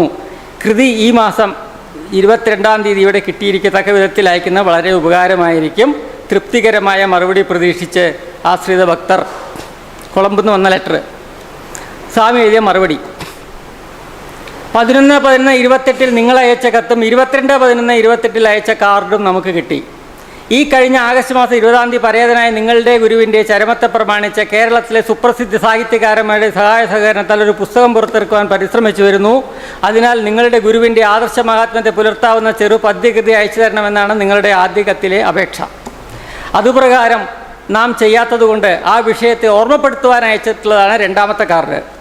ഇതിനു മറുപടി: നിങ്ങളുടെ അപേക്ഷ പ്രകാരം നമുക്ക് നടക്കുവാൻ നിർവാഹമില്ല എന്നത് താഴെ കാണുന്ന രേഖാസംഗതികൾ കൊണ്ട് അറിയാവുന്നതാണ്. നമ്മൾ പോലും ചെയ്യും. ശത്രുവാണെങ്കിലും ഒരു പദ്യം അയച്ചു തരുമെന്ന് പറഞ്ഞാൽ ചെയ്യും. ഇത് ആദർശത്തിൻ്റെ മഹത്വമായിട്ടാണ് ഞാൻ കാണുന്നത്. നമ്മുടെ ഒരു ശത്രു മരിച്ചിട്ട് നമ്മളൊരു പദ്യകൃതി അവർ ആവശ്യപ്പെട്ടാൽ എന്തോ ആവട്ടെ ചോദിച്ചതല്ലേ എന്ന് പറഞ്ഞാൽ നമ്മൾ കൊടുക്കും. ഇത് കൊടുത്തില്ല. അത് നമ്മളൊരു ആദർശത്തെ പിടിക്കുകയാണെങ്കിൽ അത് മരണം വരെ നമ്മൾ കാത്തു സൂക്ഷിക്കണം എന്നുള്ളതാണ് ഇതിൽ നിന്ന് വ്യക്തമാകുന്നത്. എന്താ പറയുന്നത്? ശിവയോഗി ദർശനം എന്ന ഒരു പുസ്തകം NKK എന്നൊരു ഈഴവൻ എഴുതി തിരുവനന്തപുരം ആനന്ദ പ്രസ്സിൽ അച്ചടിപ്പിച്ച് 1991 പ്രസിദ്ധപ്പെടുത്തിയതാകുന്നു. മലയാള മാസം. അതിൻ്റെ മുഖവുരയിൽ പ്രസ്താവിച്ചത്: സഹോദരങ്ങളെ, പ്രഹ്ലാദന് ഹിരണ്യകശിപു പോലെയും ലോകത്തിന് ധൂമകേതു പോലെയും നമ്മുടെ മഹർഷിമാരാൽ അനുഗ്രഹിക്കപ്പെട്ട ഹിന്ദുമതത്തിലെ വിഗ്രഹാരാധനയ്ക്ക് കുറേ നാൾ കൊണ്ട് പാലക്കാട്ടുകാരനായ ബ്രഹ്മാനന്ദ സ്വാമി ശിവയോഗി എന്ന ഒരാൾ നാശകാരിയായി പുറപ്പെട്ടിരിക്കുന്നു. നമ്മുടെ ഗുരുസ്വാമിയുടെ ആജ്ഞയെ നിറവേറ്റി നടക്കുന്ന 18 ലക്ഷം ഈഴവരെയും തൻ്റെ വശത്തു വരുത്തുവാൻ അച്ഛന്മാരായ ചില ഈഴവരെ രാജയോഗദ്വാര മോക്ഷം ഉപദേശിക്കുന്നു. ഇതൊക്കെ അന്നത്തെ വാചകങ്ങളാട്ടോ. ഇങ്ങനെ നമ്മെയും പല ഈഴവരെയും പറ്റി പല അസഭ്യങ്ങൾ ശിവയോഗി ദർശനം എന്ന പുസ്തകത്തിൽ എഴുതി ചേർത്തിട്ടുണ്ട്. ഇതിന് കാരണം നാം പണ്ടുപണ്ടേയുള്ള വിഗ്രഹാരാധനാദി കർമ്മങ്ങളെ ഖണ്ഡിക്കുന്നത് കൊണ്ടും നിങ്ങളുടെ കുലഗുരു, ശ്രദ്ധിക്കണം വാക്ക്, ലോകഗുരു എന്ന് പറയണില്ല, നിങ്ങളുടെ കുലഗുരു പുതിയ പുതിയ ക്ഷേത്രങ്ങളെ കെട്ടിച്ച് വിഗ്രഹപ്രതിഷ്ഠയെ ചെയ്യിക്കുന്നത് കൊണ്ടുമാകുന്നു. നിങ്ങളുടെ ഗുരു ഇങ്ങനെ ചെയ്യിച്ചത് കൊണ്ട് മാച്ചാൽ മായാത്ത വിധത്തിലുള്ള നാനാദേവ ശിലാപ്രതിഷ്ഠയോടുകൂടിയ നവീന ക്ഷേത്രങ്ങൾ ഈഴവരുടെ ഇടയിൽ ഇക്കാലത്ത് വർദ്ധിച്ചിട്ടുള്ളത് നിങ്ങൾക്ക് അനുഭവമാണ്. വിഗ്രഹാരാധനാദി പ്രിയന്മാരായ ചില ഈഴവർ വിഗ്രഹാരാധനാ വിമുഖന്മാരായ നമ്മുടെ ശിഷ്യന്മാരെ ഉപദ്രവിക്കുന്നതും നമ്മെ നിന്ദിക്കുന്നതും നമുക്ക് അനുഭവമാണ്. അത്രയുമല്ല, KMS പിള്ള വിഗ്രഹാരാധനയെ വർണ്ണിച്ച് നമ്മെ ദുഷിച്ചുകൊണ്ട് അദ്വൈത ദീപിക എന്നൊരു പുസ്തകം എഴുതി ആലുവായിൽ വെച്ച് വായിച്ചത് കേട്ട് നിങ്ങളുടെ കുലഗുരു തൃപ്തിപ്പെട്ട് അച്ചടിച്ച് പ്രസിദ്ധീകരിക്കേണ്ടതാണെന്ന് പ്രേരിപ്പിച്ചിരിക്കുന്നു എന്ന് അതിൻ്റെ മുഖവരിയിൽ പ്രസ്താവിക്കുന്നു. ആ പുസ്തകം തൃശ്ശൂർ കേരള ചിന്താമണി അച്ചുകൂട്ടത്തിൽ 1989 അച്ചടിച്ച് പ്രസിദ്ധം ചെയ്തിരിക്കുന്നു. പ്രസ്തുത രേഖാസംഗതി കൊണ്ടും അനുഭവം കൊണ്ടും മറ്റും നിങ്ങളും നിങ്ങളുടെ കുലഗുരുവും വിഗ്രഹാരാധനാദി കർമ്മകാണ്ഡ രഥന്മാരാകുന്നു എന്ന് നിങ്ങൾക്ക് തന്നെ അറിയാമല്ലോ. നമ്മുടെ പ്രതിവാദി കൃതികൾ കൊണ്ടും ആ കൃതികൾ നിമിത്തം കേരളത്തിലും കൊളംബിലും മറ്റും അവിടെ അഭൂതപൂർവമാവണ്ണം അവതരിച്ച ആനന്ദമത യോഗശാല കൊണ്ടും നാം വിഗ്രഹാരാധനാദി കപടപ്രമാണങ്ങളുടെ ഖണ്ഡകനായ യുക്തജ്ഞാനിയാകുന്നു എന്നതും നിങ്ങൾക്ക് അനുഭവമാണ്. ഇനിയും അനേകം പറവാനുണ്ടെങ്കിലും ഇത്രയും സംക്ഷേപിച്ച് പറഞ്ഞതുകൊണ്ട് തന്നെ നിങ്ങളുടെ കുലഗുരുവിൻ്റെയും നമ്മുടെയും ധർമ്മങ്ങൾ വിലക്ഷണങ്ങളാണെന്ന് സിദ്ധമായി. ഓപ്പോസിറ്റാ. നാരായണഗുരു ശിവയോഗിയും കൂട്ടിക്കെട്ടാൻ പറ്റില്ല. വിലക്ഷണങ്ങളാണ് ധർമ്മങ്ങൾ. അങ്ങനെയിരിക്കെ നിങ്ങളുടെ കുലഗുരുവിൻ്റെ ആദർശ മഹാത്മ്യത്തെ പുലർത്താവുന്ന ഒരു ചെറു പദ്യകൃതി അയച്ചു തരണേ എന്ന നിങ്ങളുടെ അപേക്ഷയെ നാം അനുസരിച്ച് പ്രവർത്തിച്ചാൽ നാം ലോകോപകാരിയായി ഉണ്ടാക്കിയ ആനന്ദമത ശിശുവിൻ്റെ കണ്ഠഛേത്താവായി, അജ്ഞാന കർമ്മകാണ്ഡ പ്രവർത്തകനായി, രാജയോഗ ധ്വംസകനായി, ആത്മഹത്യയെയും പരഹത്യയെയും ചെയ്യുന്ന ഘാതകനായി, അന്ധവിശ്വാസിയായി, അയുക്തനായി, ദൈവദൂഷകനായി ഭവിക്കും. ഇത്രയൊക്കെ ഭവിക്കുമെന്ന് നമുക്ക് തന്നെ തോന്നും. വ്യഗ്രതയെ ഉണ്ടാക്കുന്ന ഉഗ്രകർമ്മമായ വിഗ്രഹാരാധനയെ നിഗ്രഹിക്കുന്ന നമ്മെ നിങ്ങളുടെ വർഗീയനായ NKK എന്ന അജ്ഞാനി ഹിരണ്യകശിപു എന്ന അസുരനെയും ധൂമകേതുവിനെ പോലെയും നിന്ദിച്ചതുകൊണ്ടും നാം വിഗ്രഹാരാധന ഖണ്ഡനത്തിൽ അഗ്രഗണ്യനായിരിക്കുമ്പോൾ വിഗ്രഹാരാധന കാരകനായ നിങ്ങളുടെ ഗുരുവിനെ വർണ്ണിപ്പാൻ നിങ്ങൾ എന്നെ പ്രേരിപ്പിച്ചത് എന്തുകൊണ്ട് എന്നൊരു ക്വസ്റ്റ്യനാണ് അങ്ങോട്ട് പോകുന്നത്. അല്ലാതെ കൃതിയല്ല അയച്ചു കൊടുത്തത്. ഇനി സമയമായി, ഇനി നിങ്ങൾക്കുള്ള ചോദ്യങ്ങൾക്കുള്ള അവസരമാണ്. അതിനു മുമ്പ് ചട്ടമ്പി സ്വാമി നമ്മുടെ ഇതിൽ വന്നില്ല. ഇന്ന് പറഞ്ഞതിൽ ശങ്കരാചാര്യർ വന്നു, നാരായണ ഗുരു വന്നു, ചട്ടമ്പി സ്വാമി അധികം വന്നില്ല എന്ന് തോന്നുന്നു. ചട്ടമ്പി സ്വാമിയെ അദ്ദേഹത്തിൻ്റെ ശിഷ്യന്മാരെ സമീപിച്ച് ബ്രഹ്മാനന്ദ സ്വാമിയുടെ മോക്ഷപ്രദീപത്തെ ഖണ്ഡിക്കണം എന്ന് പറഞ്ഞു. ആ പുസ്തകം പുറത്തിറങ്ങി. അത് ഇത്ര കാലം അദ്ദേഹം അവിടെ ഓരോ കുറിപ്പ് എഴുതി അവിടെ ഇട്ടിരുന്നു ചട്ടമ്പി സ്വാമി. അതെല്ലാം കൂടി കളക്ട് ചെയ്ത് ഒരാൾ പബ്ലിഷ് ചെയ്തിട്ടുണ്ട്. ഇപ്പോൾ ചട്ടമ്പി സ്വാമി മോക്ഷപ്രദീപ ഖണ്ഡനം എന്നാണ് അതിൻ്റെ പേര്. അത് വായിച്ചു കഴിഞ്ഞാൽ നമുക്കറിയാം ഇവരൊക്കെ നിലവാരം എവിടെയാണെന്ന്. ഞാൻ ഒന്നും പറയുന്നില്ല. എന്നാൽ അതേ ചട്ടമ്പി സ്വാമി മോക്ഷപ്രദീപത്തെ ശ്ലാഘിച്ചെഴുതിയൊരു ഭാഗം ഞാൻ വായിക്കാം. ഇത് സിദ്ധാശ്രമത്തിലെ പഴയ ജൂബിലി ആയിട്ടുള്ള ഇറക്കുന്ന മാസിക, സാരഗ്രാഹി എന്ന് പറഞ്ഞൊരു മാസിക ഉണ്ടായിരുന്നു സിദ്ധാശ്രമത്തിൽ. ഇത് അതൊക്കെ നിന്നുപോയി. ആ കാര്യങ്ങളൊന്നും പറയാതിരിക്കുക ഭേദം. നിർമ്മലാനന്ദജി മരിച്ചതിന് ശേഷം അവിടെ 8-10 വർഷമായിട്ട് ഒന്നും നടക്കുന്നില്ല. ഞാൻ ആശ്രമമായിട്ട് ബന്ധമൊന്നുമില്ല. എനിക്ക് ഒരു സംഘടനയായിട്ടും ബന്ധമില്ല, ഒരു രാഷ്ട്രീയ പാർട്ടിയായിട്ടും ബന്ധമില്ല. ഇയാൾ ഏതാ വകുപ്പ് എന്ന് പലരും ഫേസ്ബുക്കിൽ ചോദിക്കുന്നുണ്ട്. ഞാൻ ഒരു വകുപ്പുമല്ല, ആർക്കും ഇതുവരെ പിടി കൊടുത്തിട്ടുമില്ല, പിടി കൊടുക്കേണ്ടതായിട്ടൊന്നുമില്ല. ഇയാൾ ഈഴവനാണോ, നായരാണോ, സവർണനാണോ, അവർണനാണോ, ഒന്നുമല്ല. എനിക്കിതിലൊന്നും ഒരു ബന്ധവുമില്ല. അപ്പോൾ ചട്ടമ്പി സ്വാമി മോക്ഷപ്രദീപം പോലെ ഒരു പുസ്തകം മലയാളത്തിൽ വേറെ ഉണ്ടായിട്ടുള്ളതായി ഞാൻ അറിയുന്നില്ല. യാഗാദി കർമ്മങ്ങൾ, ഹിംസ, ക്ഷേത്രങ്ങളുടെ അവസ്ഥ, ജാതിഭേദം മുതലായവയെ സംബന്ധിച്ച് എൻ്റെ മനസ്സിൽ ചെറിയ ദീപം പോലെ ഇരിക്കുന്ന ഒരുമാതിരി അഭിപ്രായങ്ങൾ ഈ പുസ്തകത്തിൽ കൽപ്പാന്ത ചണ്ടകിരണനെ പോലെ പ്രകാശിച്ച് കാണപ്പെടുന്നു. യോഗജ്ഞാനങ്ങളെപ്പറ്റി ഗ്രന്ഥകർത്താവിനുള്ളതായി കാണിച്ചിരിക്കുന്ന സിദ്ധാന്തങ്ങളോട് എനിക്ക് അല്പം അഭിപ്രായഭേദമുണ്ട്. അതിനെ തുറന്നു പറയുന്നതായാൽ ഹിരണ്യകശിപിനെ നൃസംഗം പോലെ പ്രതികൂലാഭിപ്രായങ്ങളെല്ലാം വലിച്ചു കീറിക്കൊണ്ടിരിക്കുന്ന ആ മൂർത്തിയുടെ എതിരെ വല്ല മാർഗത്തിലൂടെയും ചെന്നു ചേർന്നെങ്കിലോ എന്ന് ഭയന്ന് ഒളിച്ചു വെക്കുകയും അത് കൂടാതെ കഴിക്കുകയും ചെയ്യുന്നു. ചട്ടമ്പിസ്വാമി പറഞ്ഞ ശിവയോഗിയെ കുറിച്ച് ഇത് ഞാൻ അവിടെ പോയിട്ട് ചർച്ചയിലിട്ടു. അവിടെ ഇതുപോലൊരു ചെറിയ സഭയുണ്ടായിരുന്നു. അന്ന് മോക്ഷപ്രതിഭ ഖണ്ഡനം ചട്ടമ്പിസ്വാമി എഴുതിയതാണെന്ന് പറഞ്ഞ് പ്രസിദ്ധീകരിക്കുന്ന സദസ്സിൽ ഞാൻ പോയി ഈ ഭാഗം എടുത്ത് കാണിച്ചു കൊടുത്തു. അപ്പോഴാണ് ചർച്ച ചൂടായത്. അതുവരെ ഒരു ഭാഗം മാത്രമേ പറഞ്ഞുകൊണ്ടിരുന്നുള്ളൂ ആളുകൾ. ശരി. അപ്പോൾ ഇനി നിങ്ങൾക്ക് എന്തെങ്കിലും ചോദ്യങ്ങൾ ചോദിക്കാനുണ്ടെങ്കിൽ അതിനുള്ള അവസരമാണ്. ശിവയോഗിയെക്കുറിച്ച് ബാക്കി ഒരുപാട് പറയാനുണ്ട്. ഇപ്പം ഇന്നത്തെ സമയം അതിക്രമിച്ചുകൊണ്ട് നിർത്തുകയാണ്. ഇങ്ങനെ ഒരു വേദി ഒരുക്കി തന്ന ഇതിൻ്റെ എല്ലാ ഭാരവാഹികൾക്കും വളരെ നന്ദി പറഞ്ഞുകൊണ്ട് എൻ്റെ വാക്കുകൾ അവസാനിപ്പിക്കുന്നു. നമസ്കാരം. സസ്യാഹാരത്തിന് ആഹാര രീതിയെക്കുറിച്ച്, സസ്യാഹാരവും ജന്തു ആഹാരം സത്യത്തിൽ തമ്മിൽ എന്താ വ്യത്യാസം? ഒരു വ്യത്യാസവുമില്ല. വ്യത്യാസമുണ്ടെന്നൊക്കെ നമ്മെ ധരിപ്പിക്കുകയാണ്.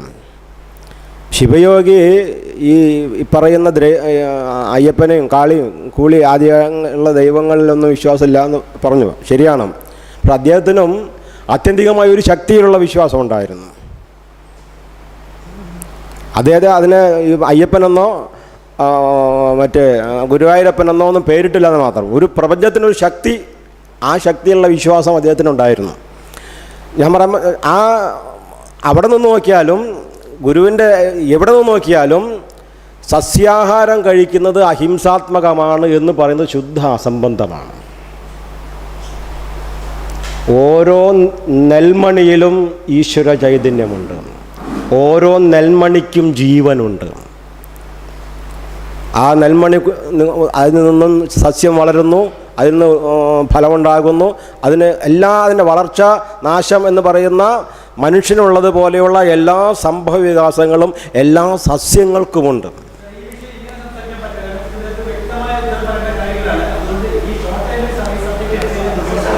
അല്ല, ഞാൻ സബ്ജക്റ്റിൽ പറയല്ല. ഇത് ഈ എല്ലാ ജീവജാലങ്ങളിലും പോലെ തന്നെ സസ്യങ്ങളും ജീവജാലങ്ങളാണ്. അപ്പം അതിലും ചൈതന്യമുണ്ട്. ഞാൻ സൂചിപ്പിക്കുന്നത് മനുഷ്യന് വിശപ്പ് മാറ്റുന്നതിനോട് സസ്യങ്ങളെ കൊല്ലുന്നതും ജന്തുക്കളെ കൊല്ലുന്നതും ഒരുപോലെയാണ് എന്നർത്ഥം. അതുകൊണ്ട് തന്നെ സസ്യാഹാരം കഴിക്കുന്നവർ അവർ ശുദ്ധാത്മാക്കളാണെന്നും ജന്തുക്കളെ കൊന്ന് ഭക്ഷണം കഴിക്കുന്നത് മോശമാണെന്നും പറയുന്ന പ്രവണത ശരിയല്ല എന്നുള്ളതാണ്. ഞാൻ പറയട്ടെ. ശരിയായിട്ടുള്ളത് മനുഷ്യന് ജീവിക്കുന്നതിന് ഭക്ഷണം അനിവാര്യമാണ്. മനുഷ്യന് മാത്രമല്ല, എല്ലാ ജീവജാലങ്ങൾക്കും ജീവിതം തുടരുന്നതിന് വേണ്ടി ആഹാരം നിർബന്ധമാണ്. പല രീതികളിലാണെന്ന് മാത്രം ആഹാരം. ആ ആഹാരത്തിന് വേണ്ടി ചെയ്യുന്ന ഹിംസയൊന്നും അഹിംസയാണെന്ന് കരുതാതിരുന്നാൽ ആ പ്രശ്നം അവിടെ തീരുമെന്നാണ് എനിക്ക് തോന്നുന്നത്. ശിവയോഗി തന്നെ മറുപടി പറഞ്ഞിട്ടുണ്ട്. സസ്യങ്ങളെ കൊല്ലുന്നതും ജന്തുക്കളെ കൊല്ലുന്നതും ഒരുപോലെയല്ല. സസ്യങ്ങൾ എന്ന് പറയുന്നത് നമ്മുടെ ശരീരത്തിൽ ഇതാ വളർന്നു നിൽക്കുന്ന മുടികളെപ്പോലെയും നഖങ്ങളെപ്പോലെയും ഭൂമിയിൽ നിന്ന് വെള്ളവും വളവും വലിച്ചെടുത്ത് വളരുന്നു എന്ന് മാത്രമേ ഉള്ളൂ. അവയ്ക്ക് മസ്തിഷ്കമില്ല, നാഡിയില്ല, ഞരമ്പില്ല, ചോരയില്ല, ബുദ്ധിയില്ല, അറിവില്ല, ഒന്നുമില്ല. അവർക്ക് പഞ്ചേന്ദ്രിയങ്ങൾ പ്രവർത്തിക്കുന്നില്ല. പഞ്ചേന്ദ്രിയങ്ങളും മനസ്സുമുള്ള ജീവികൾക്കാണ് വേദനയാണ് ഹിംസയാവുന്നത്. എന്ന് പറഞ്ഞിട്ടില്ല.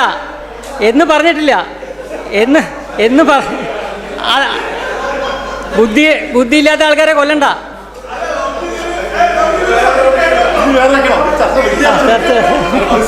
ഇത് ഫേസ്ബുക്കിൽ ഞാൻ ഇട്ടിട്ടുണ്ട്, നിങ്ങൾക്ക് എടുത്ത് നോക്കാം. ഫേസ്ബുക്ക് പറയാം, ചർച്ച ചെയ്യാം. ഇതൊരു വലിയ ദാർശനിക പ്രശ്നമാണ്. എൻ്റെ കാര്യം പറഞ്ഞാൽ എനിക്ക് എൻ്റെ വീട്ടിലെ ആട്ടുംകുട്ടികളൊക്കെ ഞങ്ങൾ വിൽക്കും. ഒരുപാട് ആട്ടുംകുട്ടിയിലായിരുന്നു. വളരെ ഓമനിച്ച് വളർത്തിയ കുട്ടികളെ ഈ അറവുകാരൻ വന്ന് കൊണ്ടുപോകുമ്പോൾ ഇദ്ദേഹം പറഞ്ഞ പോലെ എൻ്റെയൊക്കെ ചങ്ക് തകർന്നിട്ടുണ്ട്. പക്ഷേ പിന്നീട് അത് മട്ടൺ ഫ്രൈ ആയി വരുമ്പോൾ ആ ദുഃഖം മറന്നാൽ തിന്നാറുണ്ട്. അതുകൊണ്ട് വലിയൊരു ദാർശനിക പ്രശ്നമാണ്. സത്യം ഞാൻ ഇദ്ദേഹത്തിൻ്റെ കൂടെയാണ്, നിങ്ങളുടെ കൂടെയാണ്, എൻ്റെ കൂടെയാണ്, എല്ലാവരുടെയും കൂടെയാണ്.